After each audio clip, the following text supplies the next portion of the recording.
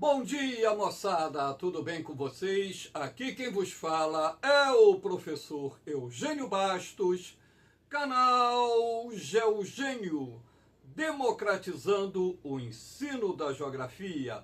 Moçada, vamos fortalecer o canal, se inscrevam no canal, dê aquele like, compartilhe o vídeo e ajude o professor Eugênio Bastos a democratizar o ensino da geografia. Moçada, no nosso encontro de hoje, eu irei analisar os aspectos físicos da região norte. Então, agora eu vou gravar algumas aulas sobre as regiões geográficas do Brasil. No canal Geogênio já existem as aulas sobre os complexos regionais do Brasil. Agora chegou a vez de analisar as 5 regiões geográficas do nosso país, de acordo com a divisão do IBGE. E, consequentemente, eu irei analisar aspectos físicos, humanos e econômicos. Como esses temas são bastante abrangentes, eu vou gravá-los separadamente nas 5 regiões geográficas do Brasil. Sendo assim, teremos 15 aulas sobre regiões geográficas. Espero que vocês gostem dessas aulas e, havendo qualquer dúvida, deixe a sua pergunta na parte dos comentários que eu terei o máximo prazer de responder. Então, aqui nós temos o mapa político da região norte, cuja área de aproximadamente 3.853.676 km², o que corresponde a aproximadamente 45,2% do território brasileiro.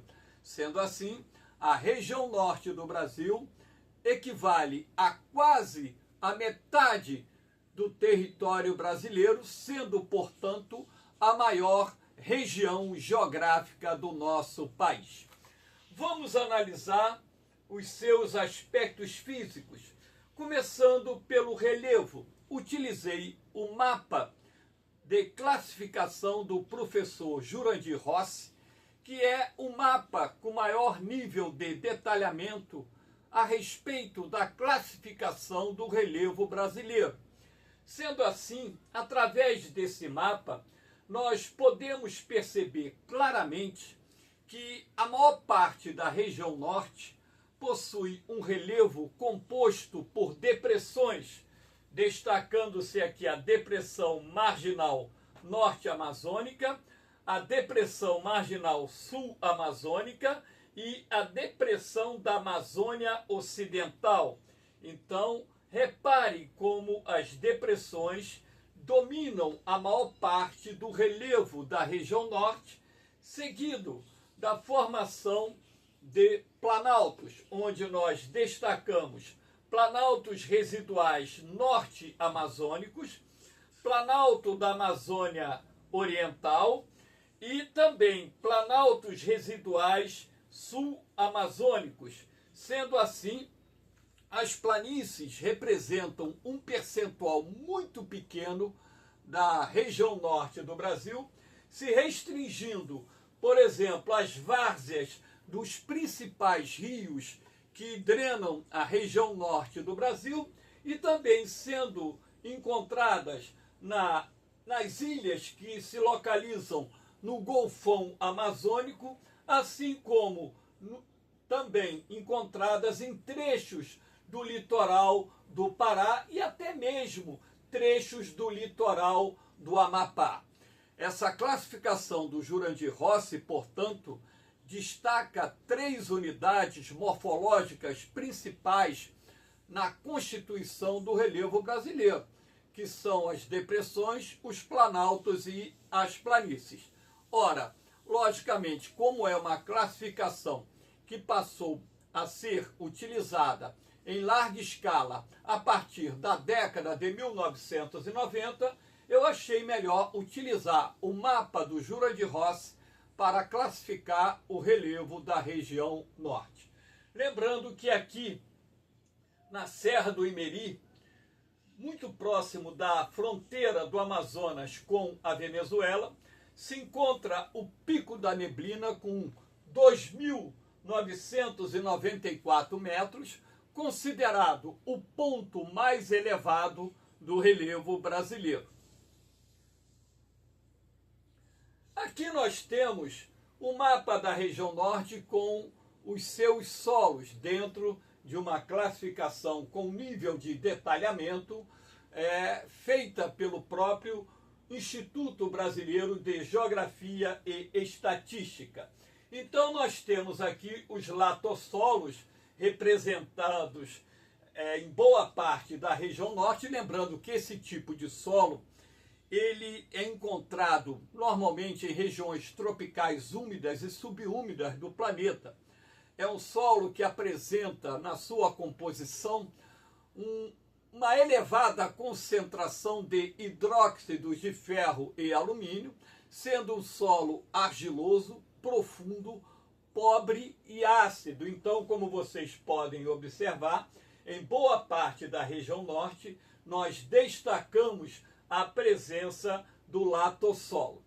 Também um outro solo bastante comum na região norte, nós temos aqui o argissolos, que é um solo um pouco mais fértil em relação ao latossolo, típico de regiões aqui da região norte, que possuem relevo ondulado, suscetíveis à erosão. Então você pode perceber aqui, por esse mapa, a presença do argilossolos.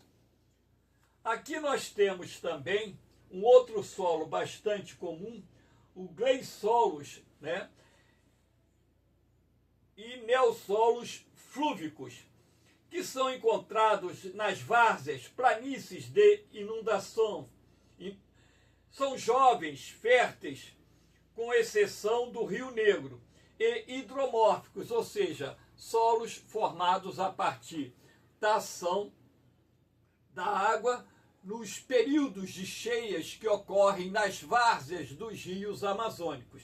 Esses solos têm uma boa composição porque em cada período de cheia ocorre, logicamente, a deposição de sedimentos orgânicos e inorgânicos que fertilizam naturalmente esse solo todos os anos, porque as cheias dos rios amazônicos ocorrem anualmente, assim como também as cheias de outros rios, não só brasileiros, como também encontrados em diferentes regiões do nosso planeta. Os plintossolos, esse aqui é um solo mais comum ali no oeste do Amazonas, também aqui na divisa do Pará com Tocantins. É um solo que tem concentrações de ferro e drenagem imperfeita, e é típico de áreas onde encontramos baixos platôs. Não é um solo muito comum no território brasileiro. Aqui nós temos os espodossolos, que são solos arenosos e ácidos, aqui encontrado principalmente ali na região norte do Amazonas, nas áreas adjacentes à calha do Rio Negro, São solos escuros associados ao Rio Negro. A tonalidade escura se deve à grande concentração de matéria orgânica derivada da própria decomposição da massa vegetal derivada da floresta amazônica. Neossolos, que é essa corzinha mais clara, que também é um solo bastante comum lá na Amazônia, são solos arenosos profundos, com baixa retenção de água e nutrientes. Então são solos lavrados. Esse solo é encontrado aqui em Roraima, repare aqui pela tonalidade. É o solo típico de uma área de vegetação campestre lá em Roraima, e também uma vegetação do tipo savânica, que é encontrada lá em Roraima. É um solo de baixa fertilidade, razão pela qual ele precisa de correção para ser aproveitado para a agricultura. Agora, é um solo que é predominantemente argiloso, tá? É um solo profundo e também possui na sua camada superficial, eu disse predominantemente argiloso, não, perdão, predominantemente arenoso, mas que também possui na sua camada superficial, juntamente com areia, a composição de argila. E nós temos aqui, por último, o cambissolo, que não é encontrado quase na região norte, né? O cambissolo, ele está aqui, basicamente no Maranhão. O mapa não identifica a presença desse tipo de solo na região norte. Pelo menos o mapa não identifica esse solo na região. Aqui nós temos a parte do clima. A região norte ela é dominada predominantemente pelo clima equatorial. Eu utilizei aqui o mapa da Lísia Bernardes, que eu gosto muito porque eu acho que é uma classificação climática mais dentro daquilo que eu acho de realidade a nível de climas brasileiros. Então você percebe que praticamente toda a região norte é dominada pelo clima equatorial quente e úmido, havendo, claro, no estado do Tocantins, onde nós temos o clima tropical subúmido, aqui no sudeste do Pará, o clima tropical subúmido, e também no sudeste de Rondônia, o clima tropical subúmido. Então, algumas áreas da região norte têm o clima tropical subúmido, que é aquele que alterna duas estações bem definidas: o verão chuvoso com o inverno seco. Agora, no restante da região norte, o que prevalece é o clima equatorial, que é um clima quente e úmido o ano inteiro. O fato da região norte ser cortada pela linha do Equador exerce uma forte influência nas características climáticas da região. Aqui nós temos, por exemplo, a questão da distribuição de chuvas, né? Então você pode perceber por esse mapa da região norte que nós temos áreas mais úmidas com índice pluviométrico acima de 3.000 milímetros, como por exemplo aqui no oeste do Amazonas, áreas de Rondônia e Acre, e também trechos do litoral do Amapá e do Pará. E nós temos áreas onde esse índice varia de 2.500 a 3.000 milímetros, boa parte da Amazônia Ocidental, parte da Amazônia Oriental. Na tonalidade verde, nós temos áreas de 2.000 a 2.500 milímetros, que é um índice bastante representativo, aqui, ó. E aqui na parte do Pará é onde você vai encontrar, não só no Pará, como também na parte oriental de Roraima. E aqui não pega o estado de Tocantins, deveria pegar, né, mas não pegou. Mas no estado de Tocantins, onde nós temos o menor índice pluviométrico da região norte. Então, na cor amarela, variando de 1.500 a 2.000, que ainda é um bom índice de chuvas. Na parte cor laranja, de 1.000 a 1.500 milímetros, um bom índice de chuva, né? Na parte amarela é de 1.500 a 2.000, na parte laranja de 1.000 a 1.500, e na parte mais escura, inferior a 1.000 milímetros, ou seja, tem áreas na Amazônia em que o índice pluviométrico, inclusive, fica abaixo da média registrada aqui no Rio de Janeiro. Aqui nós temos os fatores responsáveis pelas chuvas na região. Então, por que chove tanto em boa parte da região norte? Nós temos que levar em consideração a presença da zona de convergência intertropical, que é uma área onde se processa os ventos alísios de sudeste procedentes das imediações do Trópico de Capricórnio e de nordeste procedentes das imediações do Trópico de Câncer. Esses ventos são quentes e úmidos e, na medida em que se aproximam da zona equatorial da Terra, uma região mais aquecida pelos raios solares, esses ventos são levados pelas correntes ascendentes do ar portanto, passando por um processo de resfriamento que irá promover a condensação do vapor d'água, a formação de nuvens de grande crescimento vertical, denominadas cúmulos nimbus, que serão responsáveis por boa parte das chuvas que caem na região norte do Brasil ao longo do ano. Mas, além da presença da zona de convergência intertropical na região norte, que fique bem claro, a ZCIT ela não fica ali fixa o ano todo. Quando começa o verão lá no hemisfério norte, ela se desloca para o norte da América do Sul.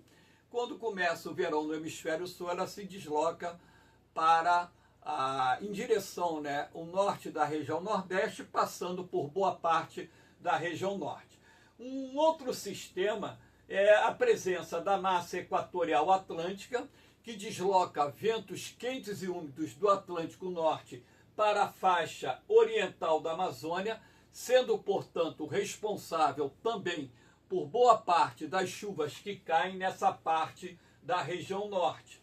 Nós temos aqui, no noroeste do Amazonas, a MEC, a massa equatorial continental, que é quente e úmida, sendo esta também um fator de grande relevância para explicar o alto índice pluviométrico no noroeste do Amazonas. E nós temos ainda, podemos assim dizer, um intenso processo de evapotranspiração, uma vez que boa parte da região norte é coberta por uma exuberante floresta, a floresta amazônica. Professor, o que seria esse processo de evapotranspiração? É a ação combinada da evaporação da água encontrada nos rios e lagoas da Amazônia, mas a água evaporada dos solos amazônicos e ainda a água resultante da transpiração das plantas que compõem a floresta amazônica. Sendo assim, de acordo com os cientistas, cerca de 50% de toda a umidade do ar existente na Amazônia, ou seja, na região norte, já que estamos falando da região norte, provém do processo de evapotranspiração. O restante provém da umidade procedente do Oceano Atlântico, que é transportada pelos rios voadores que se formam aqui no Atlântico, nas imediações da linha do Equador, e deslocam umidade em direção à porção ocidental da região norte. Lembrando que esses rios voadores também exercem influência nos climas das regiões centro-oeste, sul e parte da região sudeste do nosso país. Aqui nós temos a ZCIT, essa imagem de satélite eu coloquei aqui, fiz uma adaptação, fiz o desenho aqui, mostrando a ZCIT, que é a zona de convergência intertropical. Claro que essa imagem foi obtida numa época do ano em que a zona de convergência intertropical estava posicionada abaixo da linha do Equador ou nas imediações da linha do Equador, como nós podemos ver através dessa imagem, a faixa de nebulosidade que se estende no entorno do Equador terrestre. Então, aqui nós temos uma imagem de satélite que mostra claramente a atuação da zona de convergência intertropical, provocando chuvas em vários estados da região norte e também aqui em parte da região nordeste. Aqui nós temos os rios voadores, aquilo que eu disse, que eles se formam aqui no Atlântico, nas imediações da linha do Equador, onde a temperatura da água do mar é bem aquecida, razão pela qual a evaporação é intensa. Então, esses ventos de leste transportam muita umidade para o interior da Amazônia. As nuvens de chuva, elas vão provocando chuvas na Amazônia Oriental e vão sendo realimentadas pelo intenso processo de evapotranspiração, razão pela qual, quando esses rios voadores chegam aqui nos contrafortes da Cordilheira dos Andes, onde nós temos elevações acima de 4, 5 mil metros acima do nível do mar, esses ventos eles acabam sendo desviados em direção ao centro-sul do Brasil, trazendo calor e umidade da Amazônia, e esses rios voadores são responsáveis por boa parte das chuvas que ocorrem na primavera, verão e parte do outono no centro-sul do nosso país, juntamente, claro, com a dinâmica de circulação da massa equatorial continental. Então, olha só essa imagem produzida pela inteligência artificial, muito interessante, mostrando os rios voadores responsáveis por parte das chuvas que ocorrem na região norte do Brasil. Aqui nós temos o mapa sobre a vegetação, os biomas da região norte, né? É um mapa bem atualizado, tá? Se esse mapa tivesse que representar a época do descobrimento, a floresta amazônica seria bem maior do que realmente ela está sendo representada nesse mapa. É um mapa que está bem atual e mostra as áreas remanescentes da floresta amazônica, assim como também mostra áreas de campos aqui no nordeste de Roraima, áreas de cerrados, né, aqui também em Roraima, em áreas do Amapá, enfim. E nós temos também áreas de cerrado já identificadas aqui no leste do Pará, em boa parte do estado do Tocantins, né? Enfim, esse cerrado de Rondônia é um cerrado nativo, né? Muito típico ali, principalmente da Chapada dos Parecis. Aqui no leste do Acre, os cerrados já vêm em função da alteração que a expansão das fronteiras agrícolas tem promovido naquela região, que é a derrubada da floresta amazônica para o plantio de pastos ou para o plantio de grãos. Então, nós temos aqui diversas formações vegetais, né, dentro do bioma da região norte, e boa parte, claro, dessa formação vegetal original ainda é representada pela floresta amazônica, considerada a maior floresta tropical do nosso planeta. Aqui nós temos, né, os 3 níveis da floresta amazônica. Normalmente se aprende isso lá no ensino fundamental. A mata de Igapó, que está aqui representada, né, que é a parte da floresta que fica inundada. Ali nós encontramos plantas hidrófilas, como, por exemplo, a Vitória régia, que é uma planta aquática que dá uma flor, né, na superfície da água, né? Ela é redonda, né, essa flor da Vitória régia, até muito bonita, né, por sinal, né? Aquela folha ela é capaz de sustentar uma criança de 10, 11 anos, dependendo, claro, do seu peso, né? É a parte de menor valor econômico da floresta amazônica. Ali você encontra, por exemplo, uma palmeira chamada piaçaba, de onde se extrai fibra para a produção de vassouras. Mas ali você não encontra muitas espécies de valor econômico, não. Lembrando que a mata de Igapó, o índio chama de Caá-Igapó, que significa Caá, mata, Igapó, inundada. Acima dela você tem a mata de várzea. Várzea é um nome que se dá a toda a região periodicamente inundada pelos rios amazônicos nos seus períodos de cheias. Aí as árvores podem chegar a 25, 30 metros de altura. É o ambiente da seringueira, a Hevea brasiliensis, que fornece o látex, matéria-prima utilizada para a produção da borracha natural. Ali nós encontramos também o cacaueiro, que é uma árvore nativa da floresta amazônica, e outras espécies de grande valor comercial. E acima da mata de várzea você tem a mata de terra firme, que o índio chama de Caá-Etê, Caá, mata, Etê firme, que é o trecho da floresta que fica fora do alcance das cheias dos rios amazônicos.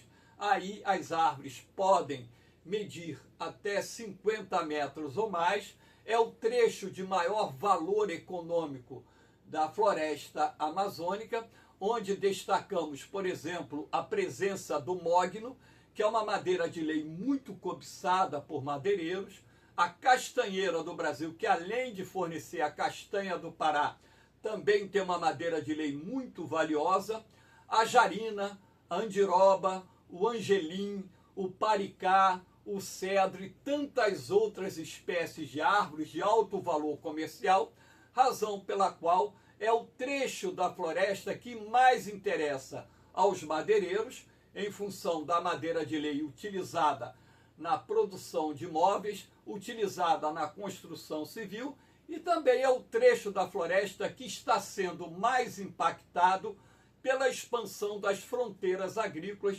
sobretudo nas bordas sul e oriental da região norte, onde se encontra o chamado Arco do Desmatamento. Lembrando que a floresta amazônica, além de ser a maior floresta tropical do planeta, é uma floresta do tipo perennifólia, ou seja, as árvores mantêm suas copas sempre verdes ao longo de todo o ano. Perene significa permanente, folha vem de folhas, então árvores perennifólias são aquelas que mantêm suas copas sempre verdes. É uma floresta do tipo latifoliado, ou seja, as plantas possuem folhas grandes, folhas largas, que é uma característica típica de uma vegetação que cresce em ambientes dominados por climas quentes e úmidos. É uma floresta do tipo higrófila, higro, umidade, fila, amiga, portanto, plantas adaptadas a ambientes com muita umidade. É uma floresta do tipo heterogênea, possuindo, portanto, o maior banco genético do planeta. A biodiversidade da floresta amazônica é gigantesca e é uma floresta densa, fechada, que dificulta a penetração no seu interior. Estima-se hoje que aproximadamente 20% da floresta amazônica já tenha sido destruída em função de vários fatores que atuam diretamente nesse processo de destruição da maior floresta tropical do planeta. Aqui nós temos o Arco do Desmatamento, né, mostrando a vocês a área da floresta amazônica mais impactada pela expansão das fronteiras agrícolas, sendo, portanto, o binômio gado-soja o principal fator responsável pela destruição da floresta amazônica. Então, ali existe o ciclo do desmatamento, que começa com a grilagem de terras. Professor, o que é grilagem de terra? A grilagem de terra nada mais é do que um processo decorrente da falsificação de escrituras feitas por grileiros, que normalmente são ricos fazendeiros, que se apoderam de uma terra que não lhe pertence. Normalmente ali as terras são devolutas, pertencentes à União, ao poder público. O grileiro negocia com o madeireiro a exploração das madeiras nobres e dividem os lucros. Após retirar as madeiras de alto valor comercial, a terra é vendida para o pecuarista, que queima o que restou da floresta para plantar pastos. Como em boa parte da região norte os solos são de baixa qualidade, em função do intenso processo de lixiviação, com 5, 6, 7 anos no máximo, a qualidade das pastagens diminui substancialmente e como o custo de recuperação das pastagens é alto, o que o pecuarista faz? Ele vende essa terra para o produtor de soja. Lembrando que a terra limpa na Amazônia, ou seja, sem a floresta, ela vale mais do que a terra com a mata. Ou seja, a área limpa, ela vale cerca de 3 vezes mais do que a área coberta por florestas. Então, o ciclo do desmatamento, ele gera uma especulação fundiária que alimenta todo um processo que vem destruindo de forma gradativa a maior floresta tropical do nosso planeta. E, logicamente, que a parte mais impactada por esse processo é chamada de Arco do Desmatamento, Arco do Fogo ou Arco do Desflorestamento. Aqui nós temos, né, esse gráfico que mostra a evolução da taxa de desmatamento na região nos últimos 11 anos, né? Aqui em 2021, nós tivemos o pico do desmatamento nesse período abordado.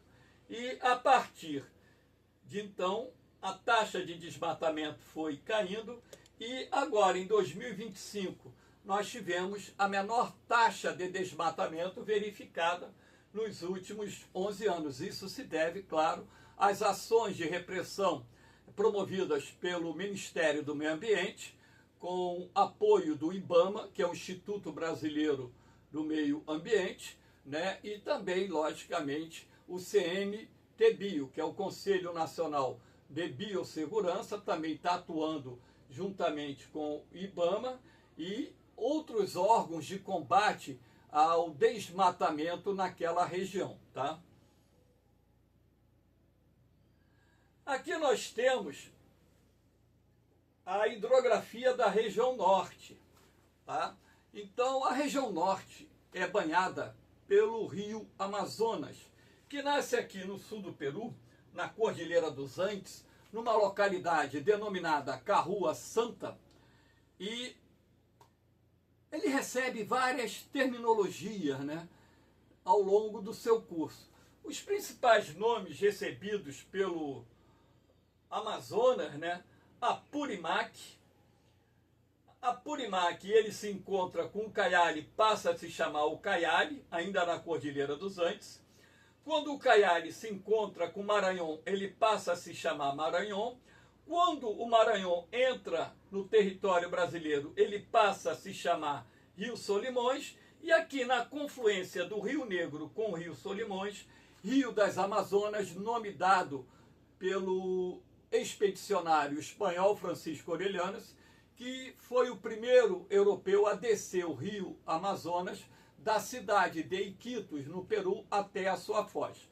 E de acordo com o que ele relatou no seu diário de bordo, a sua expedição ali na confluência do Rio Negro com o Rio Solimões teria se deparado com uma tribo de mulheres guerreiras montadas a cavalo, a tribo das Amazonas, daí o nome Rio Amazonas. Então, eu falei aqui sobre as várias denominações, tem outros nomes locais, né?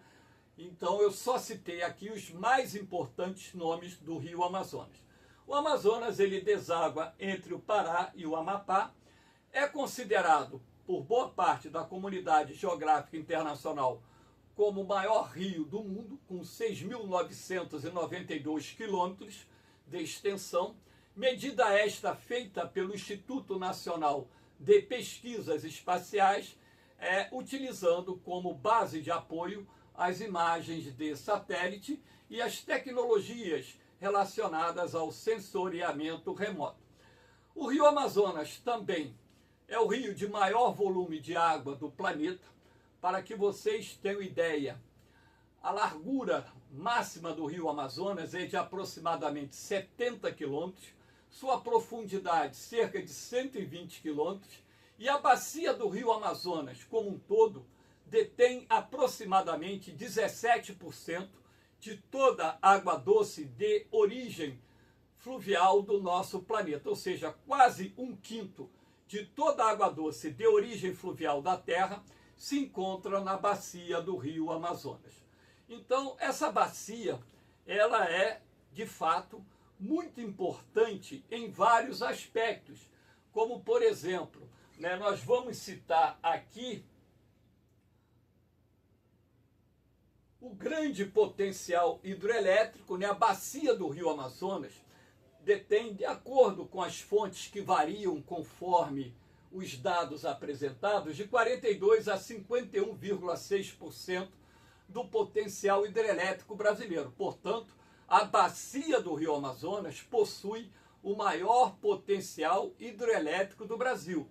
Mas que fique bem claro na cabeça de vocês que nos 3.000 quilômetros que o Rio Amazonas percorre o território brasileiro, ele tem um desnível de aproximadamente 90 metros. Então, esse potencial hidrelétrico não está aqui no Rio Amazonas, em território brasileiro, e sim nos seus afluentes da margem direita, procedentes do Planalto Central brasileiro e os afluentes da margem esquerda procedentes do Planalto das Guianas.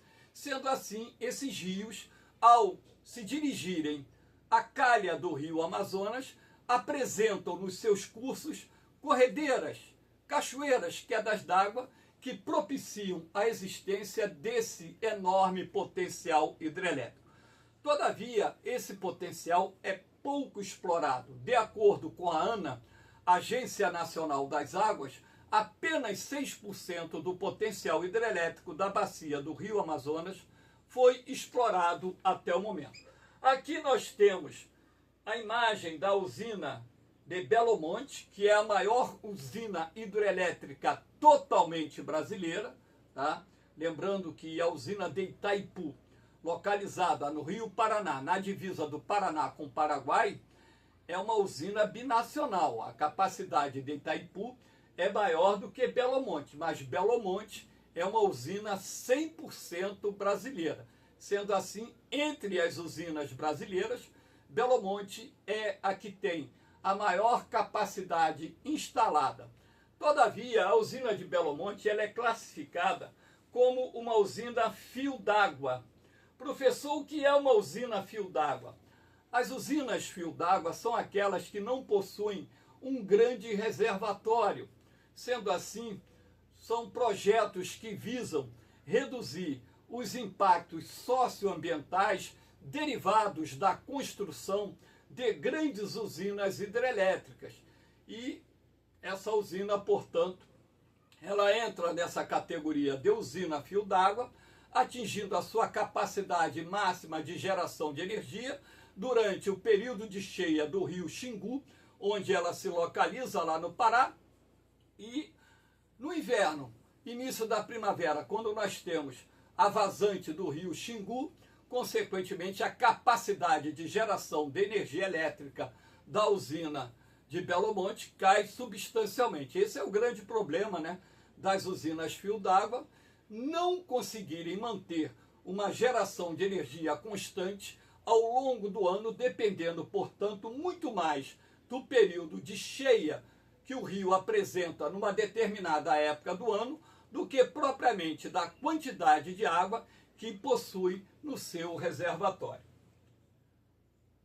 Aqui nós temos, né, os impactos principais, né, impactos socioambientais que ocorrem em função da construção de grandes usinas hidrelétricas. Isso aqui acabou pulando, eu não sei nem como isso aconteceu, né?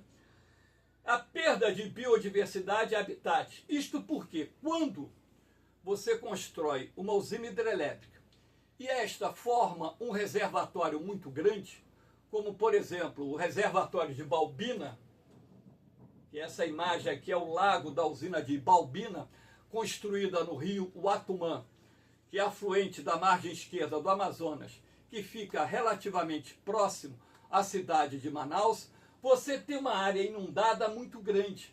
E isso provoca o quê? A morte de muitas espécies de plantas e animais, gerando um grande impacto ambiental. As emissões de gases de efeito estufa, isto porque essa matéria orgânica que fica se decompondo aqui no fundo do lago, ela vai liberar o gás sulfídrico, o metano, gerando assim poluição do ar atmosférico e contribuindo para a potencialização do efeito estufa. Além do mais, a decomposição dessa matéria orgânica irá promover a acidificação da água do reservatório, né? Então nós teremos o ácido sulfídrico sendo produzido em função da decomposição dessa matéria orgânica.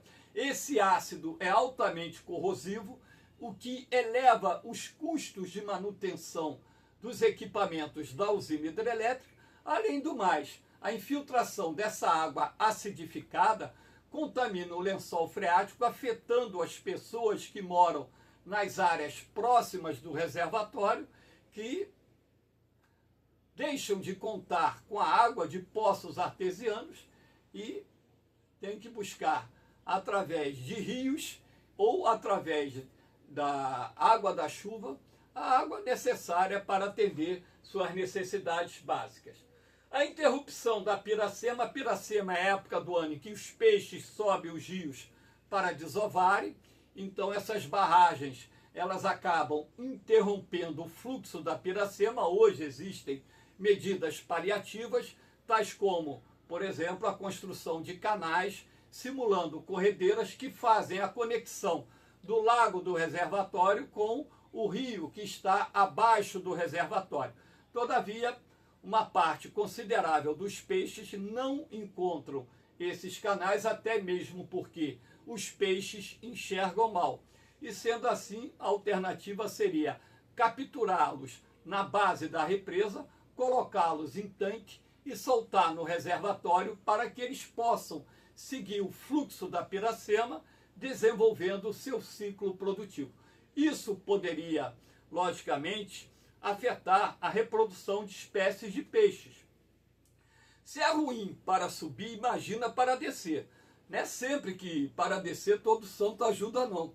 Porque os reservatórios muito grandes, né, e eles possuem esse canal da piracema que ele tem alguns metros de largura, o que uns 5, 6 metros de largura. Imagina, por exemplo, aqui na usina de Balbina, que quando o reservatório está cheio, tem um volume de água que equivale a mais de 3 baías da Guanabara. Imagina o peixe achar o canal de descida. Porque, para e pensa, se o peixe sobe o rio para reproduzir, o alevino, ele desce o rio ao longo do seu ciclo de vida. Então, você tem essa interrupção desse processo. Aí você tem o aumento das chuvas nas áreas próximas às barragens. Claro, você tem uma lâmina d'água muito grande, tem a evaporação da água, o clima fica mais úmido, calor e umidade são os ingredientes necessários para a formação de nuvens de chuva. Então você tem o aumento já comprovado do índice pluviométrico nas áreas que se encontram no entorno das barragens. Destruição de sítios arqueológicos, foi o caso da construção da usina de Belo Monte. 5 sítios arqueológicos foram destruídos, causando prejuízos à pesquisa científica. Deslocamento forçado. As populações ribeirinhas, formadas por comunidades indígenas, quilombolas, produtores rurais, são removidas das áreas que serão alagadas para a formação do reservatório. Então isso gera o quê? O chamado impacto social. São apenas os principais impactos. Aqui nós temos essa imagem triste do reservatório de Balbina com as árvores mortas, porque fecharam as comportas da usina lá na década de 80, sem primeiro limpar a área que seria inundada pelo processo de formação da barragem. Aqui nós temos a questão das hidrovias, né? A bacia do Rio Amazonas possui, levando em consideração só os mais importantes rios, mais de 20 mil quilômetros de cursos navegáveis. Sendo assim, os rios são as verdadeiras estradas que andam lá na região norte, desempenhando um papel importantíssimo, não só para a integração da região norte ou da Amazônia brasileira, assim como da Amazônia sul-americana, porque você pode chegar à Bolívia, você pode chegar ao Peru, você pode chegar à Colômbia, pode chegar à Venezuela, através dos braços dos afluentes do rio Amazonas. E sendo assim, essa rede hidrográfica com mais de 20 mil quilômetros, lembrando que eu só estou falando dos principais rios da região, porque se considerarmos os rios menores, a navegabilidade é muito maior. Como a região norte é muito pobre, carente em rodovias e ferrovias, os rios desempenham um papel importantíssimo para a integração regional, não só para o transporte de pessoas, assim como para o transporte de mercadorias. Navios de grande porte chegam até aqui o porto de Manaus, tá? E essa navegabilidade vai lá na cidade de Iquitos, a cerca de 4 mil quilômetros da Foz. Iquitos está localizada no Peru. Aqui nós temos, alguns fenômenos da bacia do Rio Amazonas, a pororoca, que fique bem claro, a pororoca não é exclusividade do rio Amazonas, a pororoca ocorre em outros rios do mundo, mas em função do tamanho do rio Amazonas, não tem nenhum rio do planeta que tenha uma pororoca da dimensão do rio Amazonas. A pororoca acontece quando temos aquele período de marés de sizigia, que são as maiores marés que acontecem no oceano. Então, as marés de sizigia ocorrem normalmente quando o Sol está ali na posição do equinócio, ou seja, passando ali sobre a linha do Equador, lembrando que a linha do Equador ela atravessa o Golfão Amazônico, juntamente com a Lua. Como esses dois astros exercem atração gravitacional sobre a Terra, a água sofre um repuxo maior quando o Sol e a Lua estão passando numa posição quase que perpendicular ali à foz do rio Amazonas. Então a maré ela sobe mais do que o normal e quando o nível da maré ultrapassa o nível das águas do rio Amazonas, as águas oceânicas invadem o leito do Amazonas, formando essas ondas chamadas de pororoca. Aqui temos algumas pessoas surfando na pororoca. Hoje existe, inclusive, competições. Agora, lembrando que a pororoca ela pode promover o naufrágio de pequenas embarcações, ela é capaz de destruir árvores que se localizam na mata de Igapó, e a pororoca ela pode chegar a cerca de 600 quilômetros de distância da foz do rio Amazonas. É um fenômeno bastante interessante. E aqui nós temos as terras caídas, que derivam da erosão que se processa nos barrancos localizados às margens de determinados rios amazônicos. Então, quando o nível da água diminui, o que acontece, né? A água que está aqui no interior do solo, ela vai sendo drenada. Então, isso vai gerar o quê? A perda de sustentabilidade do solo, e esse solo, então, vai afundar. Ou ele desliza no leito do rio, ou simplesmente afunda por acomodação, gerando esse fenômeno de terras caídas, que é capaz de engolir moradias, residências. Aqui você tem, aqui, ó. Quantas residências foram destruídas aqui, ó. Residências aqui no precipício, enfim. Então, esse fenômeno ocorre toda vez que as águas baixam após o período de cheias dos rios amazônicos. Agora, como o rio Amazonas ele é muito grande e muito caudaloso, consequentemente, esse fenômeno ele atinge maior magnitude no rio Amazonas e também em outros grandes rios que são encontrados lá na região norte do Brasil. Aqui nós temos, né, o SAGA, o Sistema Aquífero Grande Amazônia, que é considerado na atualidade o maior reservatório subterrâneo de água doce do planeta, com volume de água superior a 160 mil quilômetros cúbicos, ou seja, um volume de água gigantesco. No momento, é considerado o maior lençol de água subterrâneo, água doce subterrâneo da Terra, e algumas cidades lá da região norte utilizam a água do SAGA, né? Aqui, por exemplo, né, havia o aquífero chamado Alter do Chão, né, que faz parte do SAGA, onde você tem a água brotando com pressão, uma água cristalina muito pura, que atende à localidade de Alter do Chão, que inclusive é um ponto turístico hoje muito visitado lá no Pará. Então, o Brasil, repare, é um país que é muito rico em recursos naturais. Lá a bacia do Amazonas, sozinha, né? Sozinha, tem 17% de toda a água doce de origem fluvial do planeta. Lá na Amazônia tem o maior lençol subterrâneo de água doce do planeta. E eu não citei a bacia do Tocantins-Araguaia, porque, na verdade, né, é a segunda mais importante bacia hidrográfica lá da região norte. Os rios Tocantins e Araguaia, eles vêm da região centro-oeste, né? Eles passam aqui, vem lá, por exemplo, o Tocantins nasce lá em Goiás, passa por Tocantins, entra no Pará. O Araguaia nasce lá no Mato Grosso, se encontra ali com Tocantins, na região limítrofe de Tocantins, Pará, né, e consequentemente, bem próximo aqui, né, se encontra aqui bem próximo, e consequentemente deságua ali nas imediações de Belém, mais ou menos 100 quilômetros de distância de Belém. Então essa bacia do Tocantins-Araguaia, que não está mostrada aqui, é a segunda mais importante bacia hidrográfica da região norte. Essa bacia tem o terceiro maior potencial hidrelétrico do Brasil. Lá no Rio Tocantins, no Pará, tem a usina de Tucuruí, que até a inauguração de Belo Monte era considerada, né, a maior hidrelétrica totalmente brasileira. Lá em Goiás tem a usina Serra da Mesa, que é uma grande usina hidrelétrica também.